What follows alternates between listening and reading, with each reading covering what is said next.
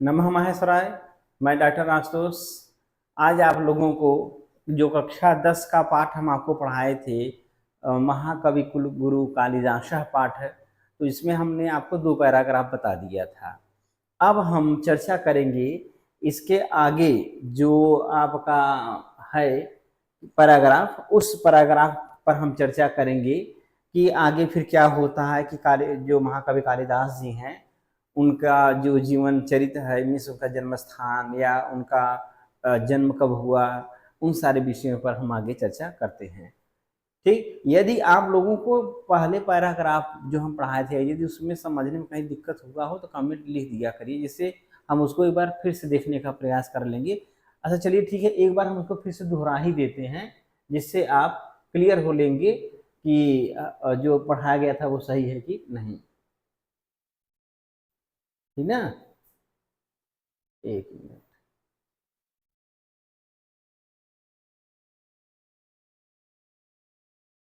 देख लीजिए। जैसे जल्दी जल्दी हम 5 मिनट में कह के हट जा रहे हैं। जैसे लिखा है कि महाकवि कालिदास संस्कृत कवियों में श्रेष्ठ कवि हैं। उनके जन्म स्थान तथा काल के संबंध में अनेक मतांतर होने पर भी अधिकांश विद्वानों का मत है कि उन्हें विक्रमादित्य के सभा रत्नों में आदर प्राप्त था। जैसा कि प्रश्न हम बता ही दिए थे, आप लोग उसको लिख लिए होंगे। ऐसा माना जाता है कि चंद्रगुप्त द्वितीय को विक्रमादित्य की उपाधि प्राप्त थी, जिनका समय ईसवी सन से पूर्व माना जाता है। वहीं समय कालिदास का ठहरता है। कालिदास का जन्म स्थान उज्जैनी स्वीकार किया जाता है। उन्होंने ये जो 2 महाकाव्य हैं, एक रघुवंश महाकाव्य, कुमार संभवम, 2 महाकाव्य लिखे हैं, और मेघदूतम तथा ऋतु संहार 2 खंड काव्य लिखे हैं। ये खंड काव्य लिखा हुआ है। फिर मालविकाग्नि में विक्रमोर्वशीयम और अभिज्ञान शाकुंतलम, ये इनके 3 नाटक हैं। इन 3 नाटकों में भी सबसे प्रसिद्ध नाटक कौन सा है, तो अभिज्ञान शाकुंतलम है। ये बहुत पूछा जाता है। और जैसा कि इसमें लिखा भी गया है कि काव्येषु नाटकम रम्यम तथा रम्या शकुंतला, अर्थात काव्यों में यदि रमणीय है, सुंदर है, तो वह कौन सा है, तो नाटक है। और यदि नाटकों में भी कोई नाटक बहुत प्रसिद्ध या सुंदर है तो वह शकुंतला है, अर्थात अभिज्ञान शाकुंतलम है। अच्छा, ये चीज हम आपको बताने वाले थे कि इन महाकवि कालिदास के जो 7 रचनाएं हैं, इसको हम कैसे याद करेंगे। तो देखिए, उसके लिए एक ट्रिक है, जिसके माध्यम से आप आसानी से इसको याद कर सकते हैं। ठीक ना, देखिए जैसे है सबसे पहला इनका जो ग्रंथ है वह ऋतु संहार है। कौन सा है, तो यह जो ऋतु संहार है यह सबसे पहला है, और सबसे अंतिम ग्रंथ है अभिज्ञान शाकुंतलम। ठीक ना, तो इसका ट्रिक है ऋतु कुमार का मालविका मेघ रघु का ज्ञान। ये एक क्रम आपको निश्चित करा देता है कि सबसे पहला ग्रंथ कौन था, दूसरा कौन था, और अंतिम सबसे कौन सा था। क्लियर ना, तो देखिए अब यह एक ट्रिक है जिसके माध्यम से हम, पहली बात तो ये कि इनकी 7 रचनाओं का हमको नाम ज्ञात हो जाएगा, और उसके बाद ये क्लियर हो जाएगा कि पहला कौन है और अंतिम कौन सा है। तो देखिए, जैसे ऋतु शब्द से अर्थ हो गया ऋतु संहार, कुमार शब्द से अर्थ हो गया कुमार संभवम, और का शब्द से हो गया कालिदास। अर्थात कालिदास के जो 7 ग्रंथ हैं, उन 7 ग्रंथों का नाम इसमें क्रमानुसार दिया गया है, जो कि आपके सामने था। ये एग्जाम में पूछ लिया जाता है कि कवि कालिदास की जो रचना है वह रचना कौन सी है और कितनी रचनाएं हैं, ये पूछ लिया जाता है। अब इसके बाद माल मीन्स हो गया मालविकाग्नि मित्रम, जो यहाँ लिखा हुआ है मालविकाग्नि मित्रम। विका से विक्रमोर्वशीयम, ये लिखा हुआ है विक्रमोर्वशीयम। मेघ से है मेघदूतम, ये आपका मेघदूतम हो गया। फिर रघु से रघुवंशम महाकाव्य हो गया, कुमार से कुमार संभवम महाकाव्य हो गया, ऋतु से ऋतु संहार हो गया। फिर उसके बाद क्या है, ज्ञान से अभिज्ञान। देखिए यहाँ लिखा है ना अभिज्ञान, ये ज्ञान शब्द है यही, अर्थात अभिज्ञान शाकुंतलम। तो ये इस तरह से आप इस महाकवि कालिदास के सातों रचनाओं को आप याद कर सकते हैं। यह जो कहा है यह साइलेंट है, तो देख लीजिए, ऋतु कुमार का मालविका, मेघ रघु का ज्ञान। ये ट्रिक अगर आपको याद है तो आप बहुत आसानी से इनके सातों रचनाओं को याद कर सकते हैं। ठीक है, जैसे ऋतु कुमार कोई थे, उनका माल बिक गया, और लेकिन जो मेघ और रघु हैं उनका ज्ञान बिक गया। ठीक है, याद करने के लिए है। तो ऋतु संहार, कुमार संभव, मालविका विक्रमोर्वशीय, मेघदूतम, रघुवंशम, अभिज्ञान शाकुंतलम। चलिए ठीक है, अब हम इसके आगे देखते हैं कि फिर आगे क्या हम जोड़ सकते हैं, इसको समझ सकते हैं। तो देखिए, अब देखिए यहाँ लिखा हुआ है कि महाकवि कालिदास संस्कृत कवि नाम मुकुटमणि अस्ति, अर्थात महाकवि कालिदास संस्कृत कवियों के मुकुटमणि हैं।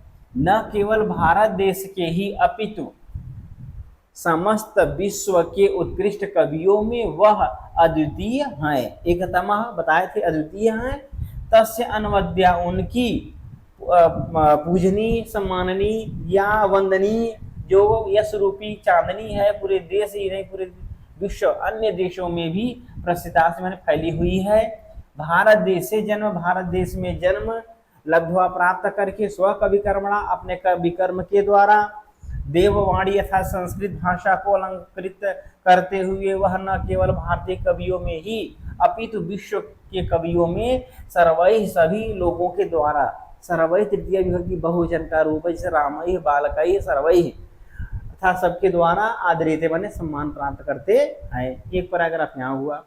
दूसरा हुआ वाग देवता आभरण भूतस्य, अर्थात वाग देवता अर्थात फिर वही सरस्वती, सरस्वती के आभूषण स्वरूप प्रथित से सह फैले हुए यश वाले श्रेष्ठ यश वाले कालिदास का जन्म किस प्रदेश में हुआ, किस समय हुआ, किस कुल खानदान में हुआ, किंच आसीत अर्थात किसी को भी ज्ञात नहीं था। तद जन्म वृत्तम, उनके जन्म के विषय में, सर्वम अधुना अपि, सब लोग आज भी विवाद कोटि, माने सब कुछ आज भी विवाद की कोटि को लांघ नहीं पाया है, अर्थात उनका जन्म, कुल, वंश जो भी चीजें हैं वह आज भी विवाद की कोटि में या विवाद में हैं। इतर कवि, दूसरे कवियों के समान कवि कालिदास अपने विषय में आत्मज्ञापन, अपने जानकारी के लिए अपने विषय में स्वकृतिषु, अपनी रचनाओं में प्रायः धृत मौन, अर्थात मौन धारण कर लेते हैं, शांत हो जाते हैं।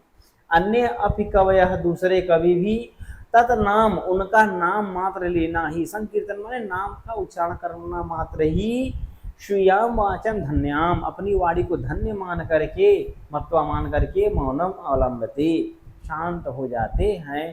कि यदि मैंने कवि कालिदास का नाम लिया इतना बहुत बड़ी बात हो गई, तथापि फिर भी अंदर वही साक्ष्यम अनुसृत्य, आंतरिक और बाहरी साक्ष्य का अनुसरण करके, आंतरिक और बाह्य बता ही दिए थे, आंतरिक माने जो इनकी रचनाओं में है, और बाह्य मतलब जो अन्य कवियों की रचनाओं में है, उनका अनुसरण करके, उनकी समीक्षा करके, उनकी खोज करके, कवि परिचयम, कवि के परिचय में यावत शक्यम प्रस्तुवंती, जितना समर्थ हो सके हैं वह प्रस्तुवंती माने प्रस्तुत करते हैं। ठीक, अब हम लोग आगे इसके पढ़ते हैं।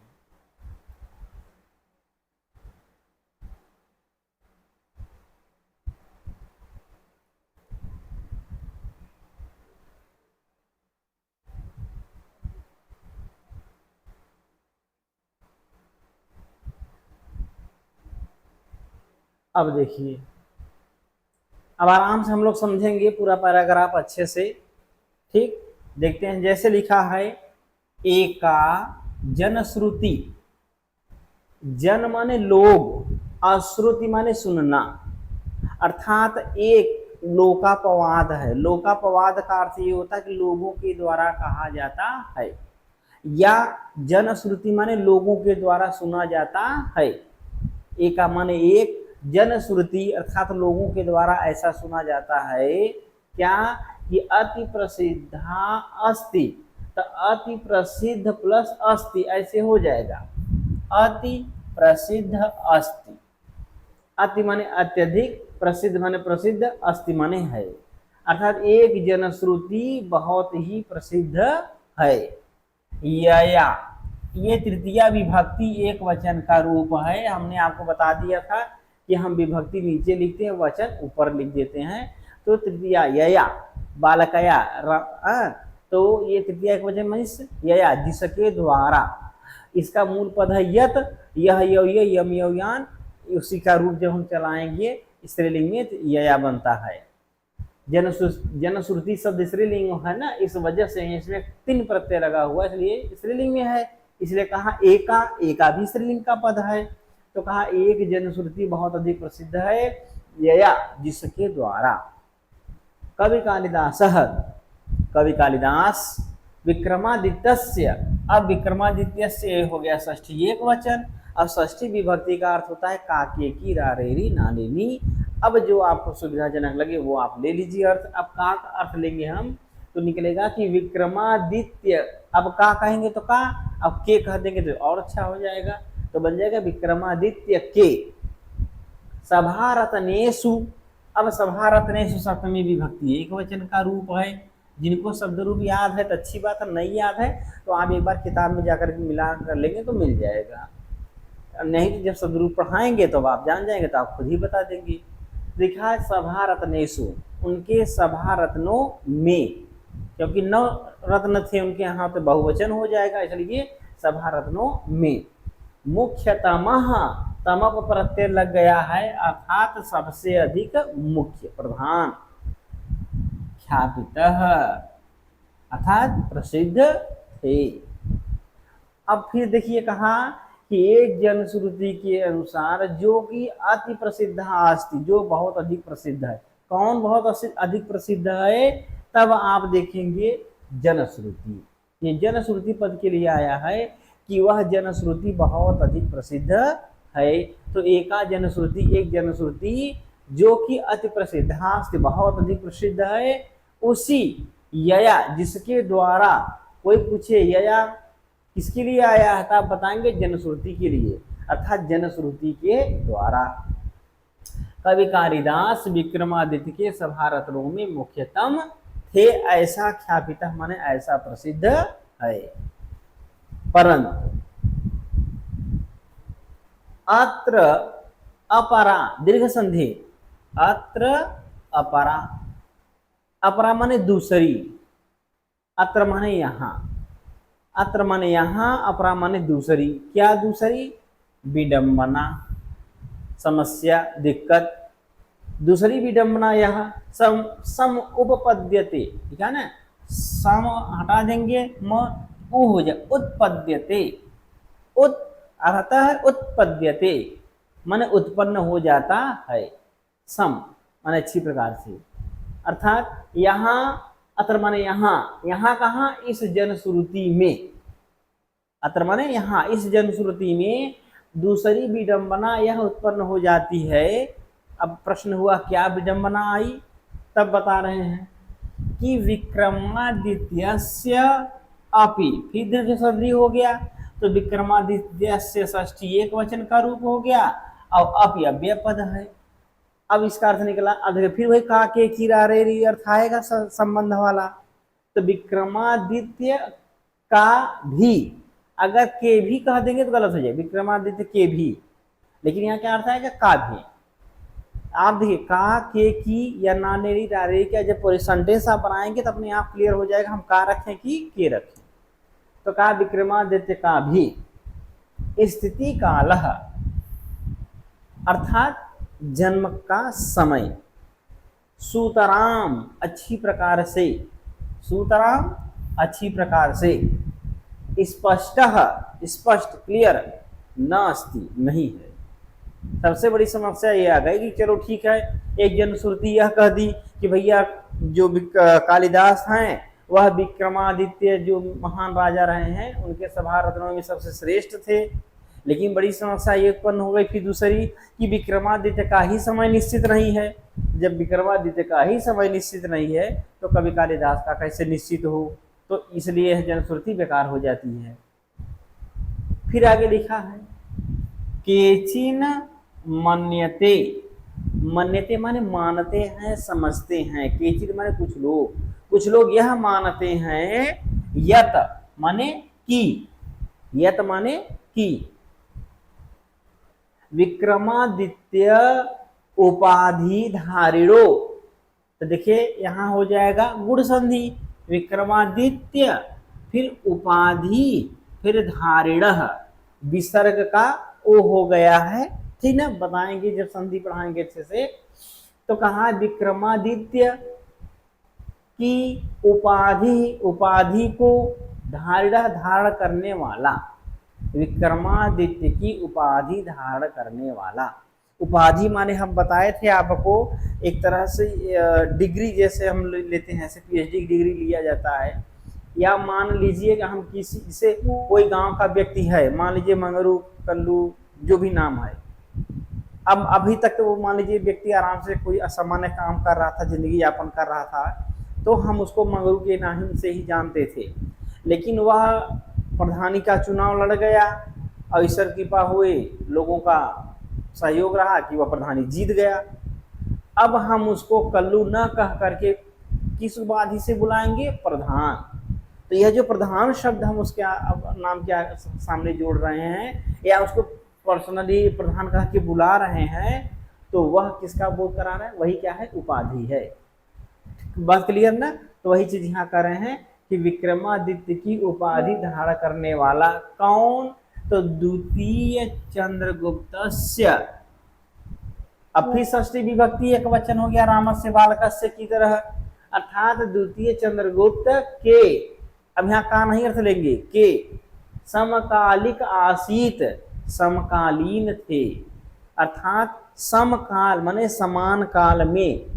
जैसे अगर 1950 से लेकर के 2020 तक कोई व्यक्ति है और उसी समय और लोग जन्म लिए हुए, तो वह सब एक दूसरे क्या हो जाएंगे, समकालीन हो जाएंगे, ठीक ना। तो वही कह रहे हैं कि केचिन मान्यते, कुछ लोग यह मानते हैं, यत माने कि विक्रमादित्य की उपाधि धारण करने वाला जो द्वितीय चंद्रगुप्त था उसी के समकालीन थे। कौन, तो यहाँ लिख कवि, र का विसर्ग हो जाएगा, ये भी नियम है बताएंगे। तो र का विसर्ग हो बन गया कवि, और फिर र में अ निकला बन गया असौ। असौ ये रूप है सर्वनाम का, असौ अमु अमी, अर्थात वह, अदस का जब मूल पद क्या है, अदस है, जब उसका रूप पढ़ेंगे तो असौ अमु अमी बनता है। असौ माने वह माने कालिदास, वह असौ माने वह कवि कालिदास द्वितीय चंद्रगुप्त के समकालीन थे। केचिन मन्यते, कुछ लोग मानते हैं कि वह कवि कालिदास, अपने से असौ कवि, वह कवि कालिदास जो कि विक्रमादित्य की उपाधि धारण करने वाले द्वितीय चंद्रगुप्त के समकालीन थे। एक ये दूसरा मानने वाला आ गया व्यक्ति, ठीक है, यहाँ कोई दिक्कत, बस इतना ही है, जो र है इसी का विसर्ग हो जाएगा तो बचेगा कवि ही विसर्ग, फिर असौ, क्योंकि र में से अ निकल जाएगा। फिर आगे लिखा कालिदासस्य, फिर षष्ठी विभक्ति एक वचन, कालिदास का मालविकाग्निमित्र नाटकस्य, फिर षष्ठी एक वचन। शब्द रूप ही अगर आपको याद है और कारक का अर्थ पता है, कर्ता ने कर्म को करण से के द्वारा, तो एकदम आसानी से आप इस गद्य का अथवा पद्य का अर्थ निकाल लेंगे, कोई दिक्कत नहीं होगा। नायक अग्निमित्र शुंगवंशीय आसीत। अब फिर किसी विद्वान ने कहा कि जो कवि कालिदास का मालविकाग्निमित्रम नाटक है, उस नाटक का, फिर षष्ठी है ना, तो कवि कालिदास के मालविकाग्निमित्रम नाटक का नायक है, नायक हीरो अग्निमित्र, जो अग्निमित्र है वह किस वंश का राजा है, तो शुंग वंशीय राजा है। था, आसीत माने था, तो यह जनश्रुति ये कही कि भैया जो कवि कालिदास हैं, इन कवि कालिदास के मालविकाग्निमित्र नाटक का नायक अग्निमित्र जो है वह किस वंश का है, तो शुंग वंशीय राजा था। सह एव, सह माने वह माने कौन, अगर यहाँ पूछ लिया जाए सह माने वह, तो वह माने कौन, तब आप बताएंगे अग्निमित्र। वह अग्निमित्र, एव माने ही, ये अव्यय पद है, एव माने ही, वह अग्निमित्र ही विक्रमादित्यस्य उपाधि धृतवान, धारण करके, ठीक ना, तवतु प्रत्यय है तो उसका तवान हो जाता है, तो कहा विक्रमादित्यस्य, अरे विक्रमादित्य उपाधि, विक्रमादित्य की उपाधि को धृतवान धारण करके, ठीक ना।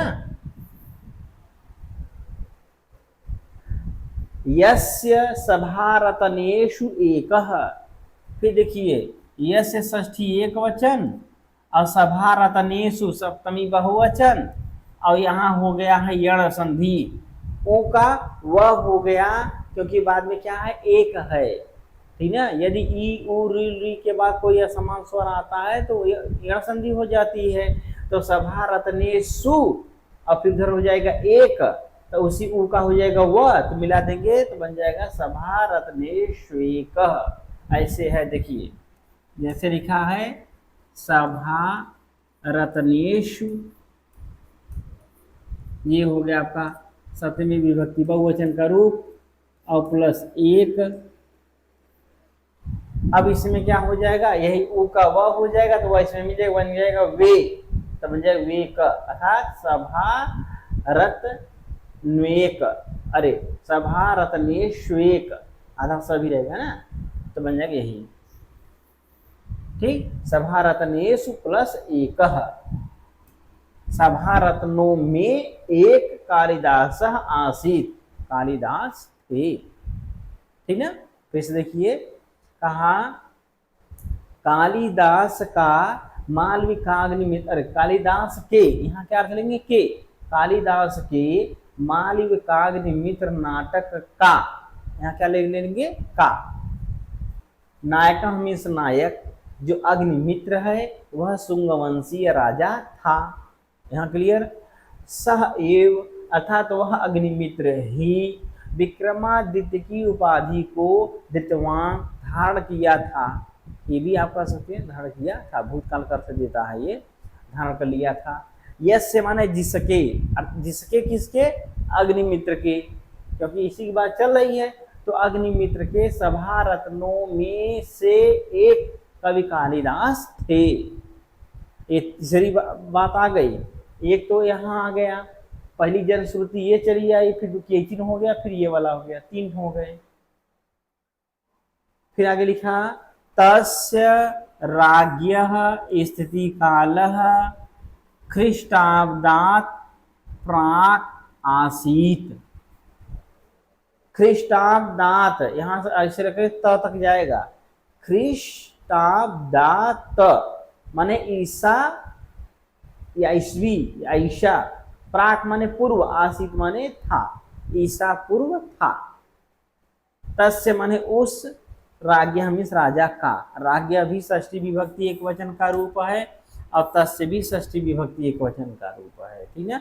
ये भी षष्ठी एक वचन हो गया और ये भी षष्ठी एक वचन, दोनों विशेषण विशेष से हो गए।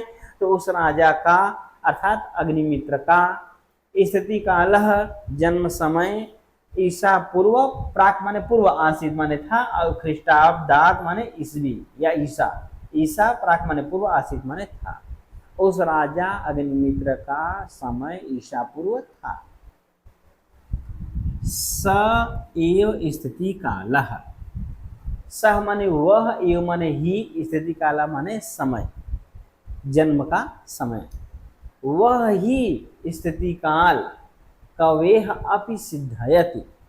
कवेह ये भी षष्ठी विभक्ति एक वचन का रूप है, कवि का रूप पढ़ेंगे, कवि कविम कविना कवये, कवेह कवेह कवौ, अर्थात कवि की, षष्ठी एक वचन अर्थ ले लेंगे की, अपि माने भी, सिद्धयत माने सिद्ध होती है, सिद्धायति सिद्ध होती है, लट लकार एक वचन। तो कहा कि सह एव स्थिति कालः, वह ही समय या जन्म का समय कवि की सिद्ध होती है। वह ही माने यही जो अग्निमित्र का था, अर्थात ईसा पूर्व जो समय काल है, स्थिति काल है, वह कवि कालिदास का भी सिद्ध होता है। यहाँ जन्म समय के जो जन्म का समय है, ठीक, वो निश्चित हो जाता है। फिर आगे लिखा कवि कालिदासस्य, फिर षष्ठी एक वचन, कवि कालिदास का के कर देंगे क्योंकि यहाँ जन्म स्थान विषय अपि न, तो कवि कालिदास के षष्ठी एक वचन है, तो कवि कालिदास के जन्म स्थान के विषय।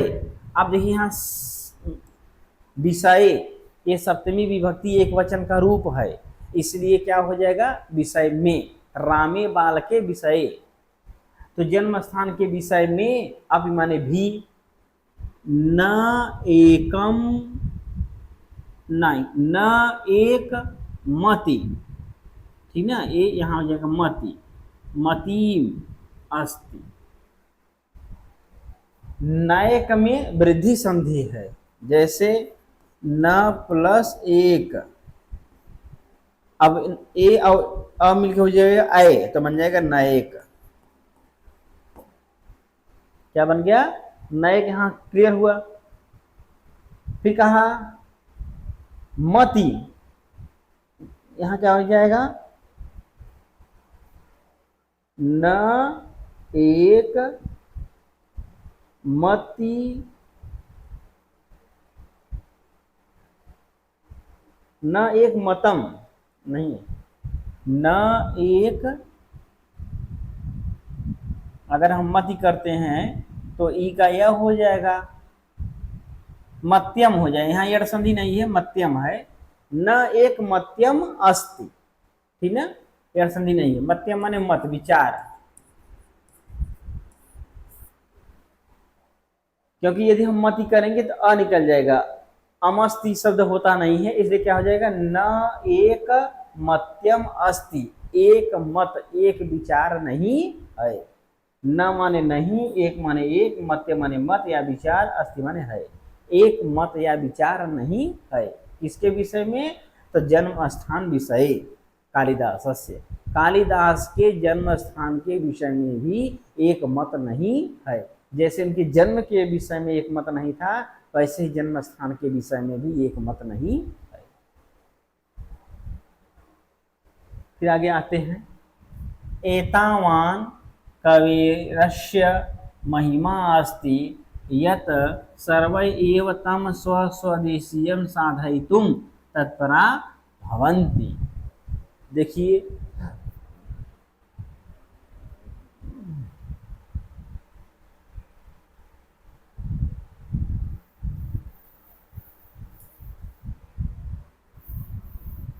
इसको मिटा देते हैं, तब समझेंगे तो ज़्यादा सही रहेगा।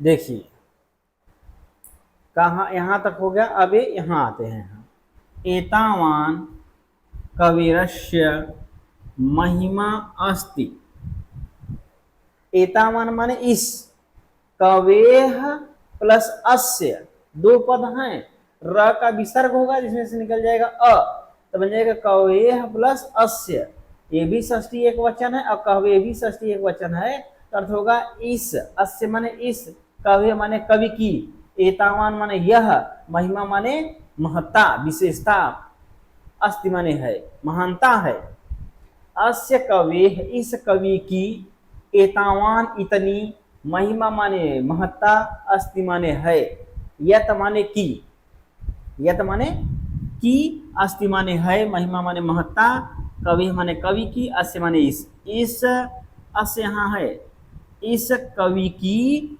इतनी महिमा है कि सर्वै एव सभी ही, सभी लोग ही, तम माने उनको, उनको माने कालिदास को, ठीक ना। तम अब द्वितीय अभिव्यक्ति एकवचन का रूप है, कालिदास के लिया गया। तम माने उनको, उन कालिदास को, स्वदेशीयम, स्व मीन्स अपने, अपने अपने देश का, साधयितुम तुमुन प्रत्यय के लिए, सिद्ध करने के लिए, तत्परा भवन्ति तत्पर रहते हैं।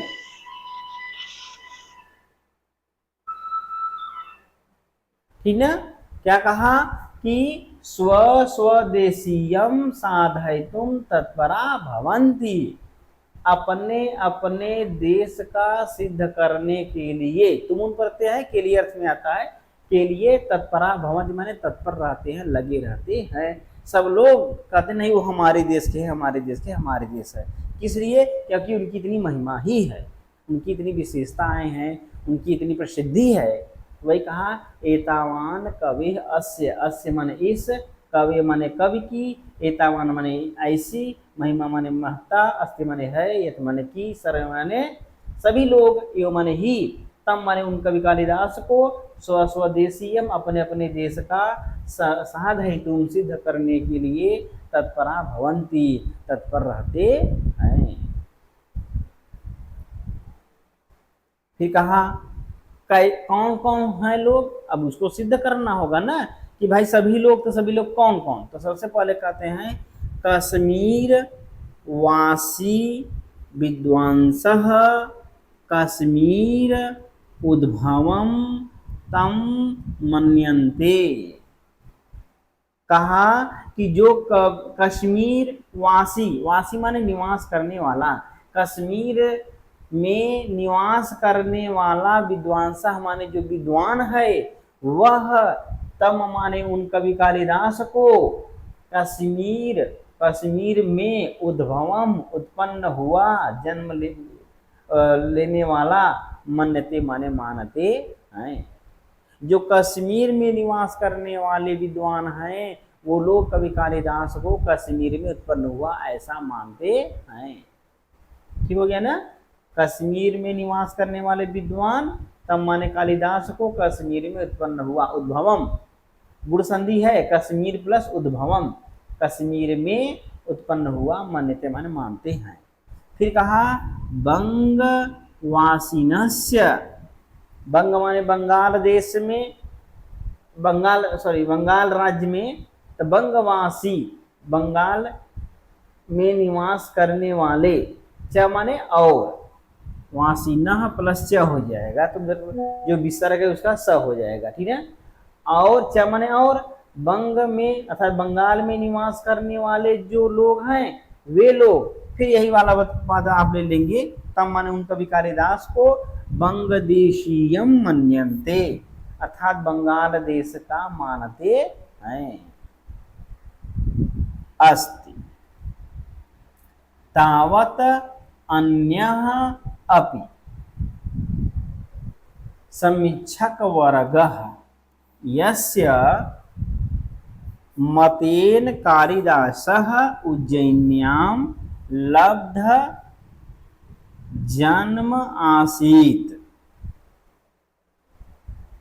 कहा तावत अन्यः, इसको अलग करेंगे, तावत द का त हो जाएगा तो बन जाएगा तावत अन्यः अपि। अन्य माने दूसरे, अर्थात दूसरे देश में निवास करने वाले या दूसरे जो राज्यों में रहने वाले जो विद्वान लोग हैं, वही अन्य अभी दूसरे भी जो विद्वान गण है। समीक्षक का वर्ग लिखा भी है, समीक्षक वर्ग, वर्ग माने समूह होता है, समीक्षक माने समीक्षा करने वाला, ज्ञात करने वाला, जांच पड़ताल करने वाला। ठीक है। तो जितने भी समीक्षक वर्ग हैं, अन्य अभी दूसरे भी समीक्षक वर्ग, यस्य जिनके, मतेन मत से, तृतीय विभक्ति एक वचन, बालकेन रामेण मतेन, तो ये हो जाएगा उनके मत से या उनके विचार से या उनके मत के द्वारा, तो से ज्यादा सही होगा। तो कहा यहाँ इसको छोड़िए, अभी तावत अस्ति इसको छोड़िए, यहाँ से अन्य अपि समीक्षक वर्ग, अन्य माने दूसरे, अपि माने भी समीक्षक वर्ग। दूसरे जो समीक्षकों का, जांच पड़ताल करने वाले लोगों का जो वर्ग है, समूह है, उनके अनुसार कह रहे हैं कि यस्य मतेन, अब यस्य ये हो गया षष्ठी एक वचन, जिनके मत, जिनके द्वारा, सॉरी यस्य जिनका या जिनके, सॉरी जिनके आप कहेंगे षष्ठी है, जिनके मतेन मत से, विचार से, कालिदास कालिदास उज्जैन्याम, अब उज्जैन्याम ये सप्तमी विभक्ति एक वचन का रूप है। रमायाम, लतायाम, सीतायाम, गीतायाम स्त्रीलिंग के सप्तमी एक वचन में अंत में याम पद आता है, तो इससे हो जाएगा उज्जैनी में, एक उज्जैनी है इसलिए एक वचन है, उज्जैनी में लब्ध जन्म आसीत, जन्म प्राप्त हुआ था, आसीत माने था, जन्म माने जन्म, लब्ध माने प्राप्त, जन्म प्राप्त हुआ था, अस्ति माने है, तावत तब तक, या इसके अतिरिक्त, इसके अतिरिक्त, तावत माने इसके अतिरिक्त अन्य समीक्षक वर्गों के द्वारा भी यस्य मतेन, जिनके मत में, अर्थात उन अन्य समीक्षक वर्गों के मत से, मतेन मत से कवि कालिदास उज्जैनी में जन्म प्राप्त किए थे। कैसे? ये जो समीक्षक वर्ग कह रहे हैं, अन्य समीक्षक वर्ग कवि कालिदास उज्जैनी में जन्म प्राप्त किए थे, तो कैसे, कारण क्या बता रहे हैं? तो कारण वो बता रहे हैं कि उज्जैनी प्रति कवेह सा अतिशय अनुराग एतत् मतम पुष्णाति। कवि कालिदास को जो विद्वानों ने कहा कि इनका जन्म उज्जैनी में हुआ है, तो वो अपना प्रमाण दे रहे हैं। क्या प्रमाण दे रहे हैं? कह रहे हैं भैया जो कवि कालिदास था, थे, उनकी जो रुचि थी, अनुराग था, प्रेम था, किस राज्य के विषय में, किस स्थान के विषय में ज्यादा था? उज्जैनी के विषय में था। क्योंकि जो मेघदूतम इनका ग्रंथ है, खंडकाव्य है, इसमें इन्होंने उज्जैनी का बहुत विस्तार से वर्णन किया हुआ है। इसलिए लोगों ने या समीक्षकों ने यह निश्चित किया कि कविता कालिदास अगर इतना सुंदर उज्जैनी का वर्णन कर सकते हैं, जिसका मतलब ये वही के निवासी रहे होंगे, इसलिए इतना बढ़िया कर पाएंगे।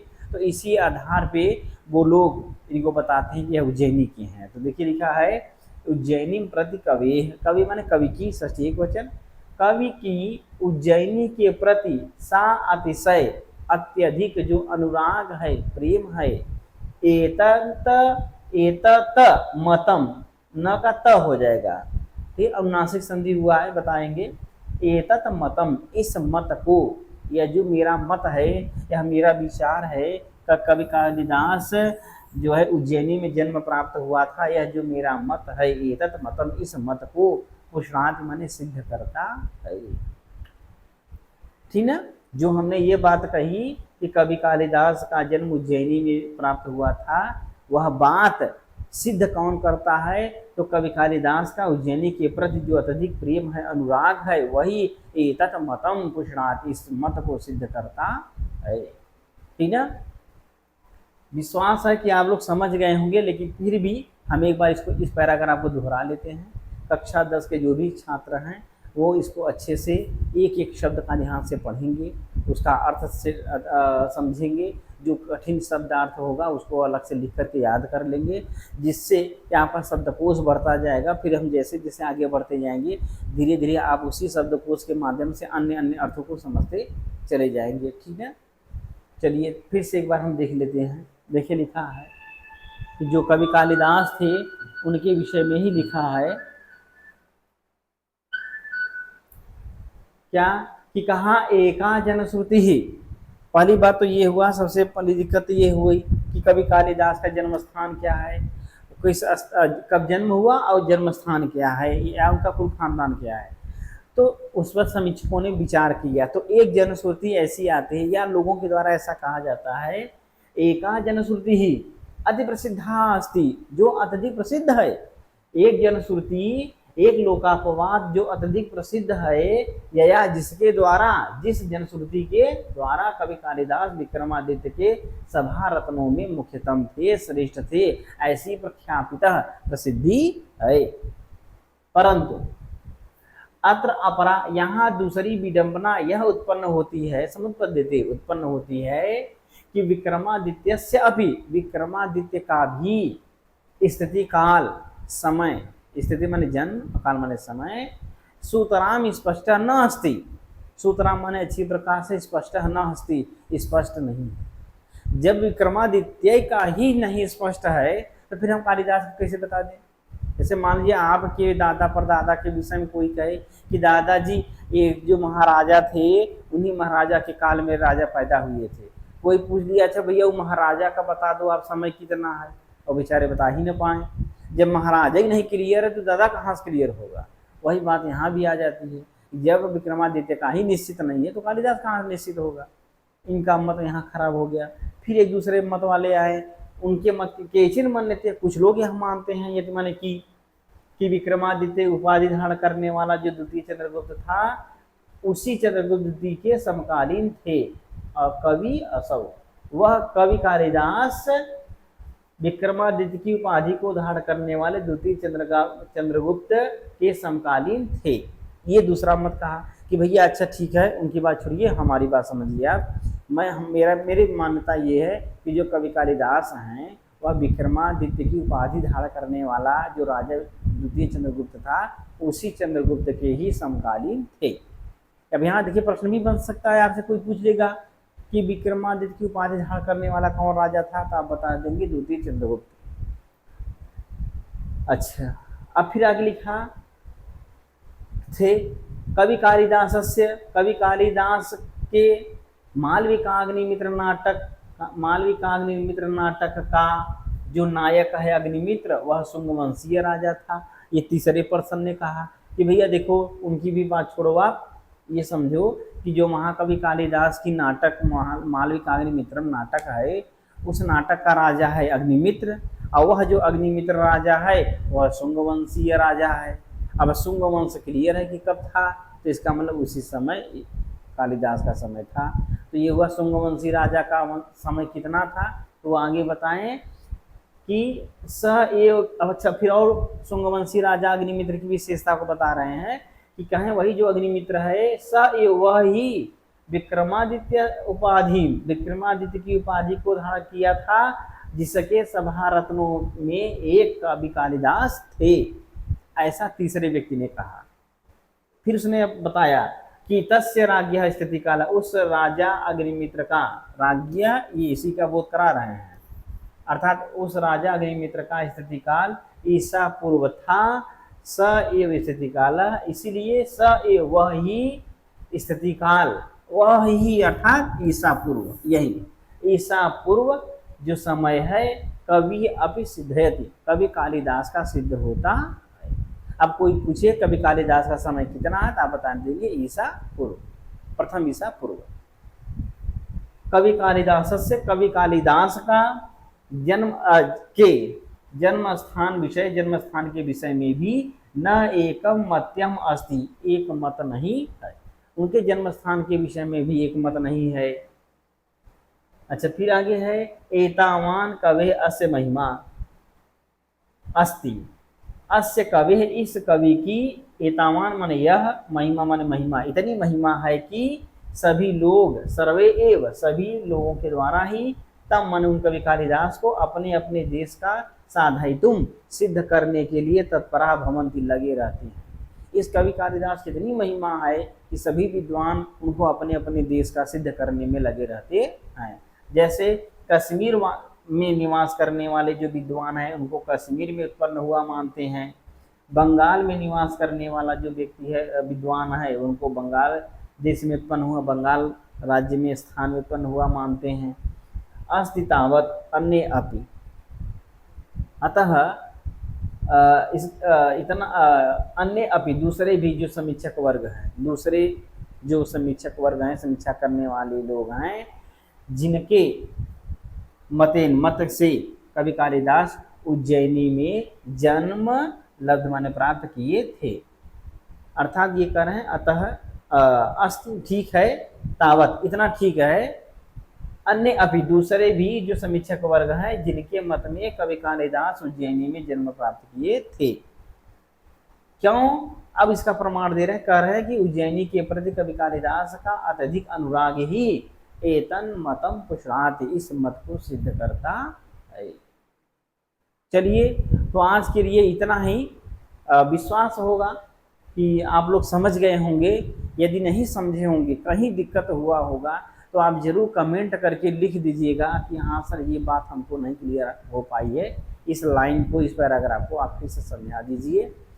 अगर समझ गए हो तो बड़ी अच्छी बात है, इसका आप नोट्स बना लीजिए, इसको तैयार कर लीजिए। अभी से तैयार करते रहेंगे तो बोर्ड पेपर में बहुत आसानी हो जाएगी।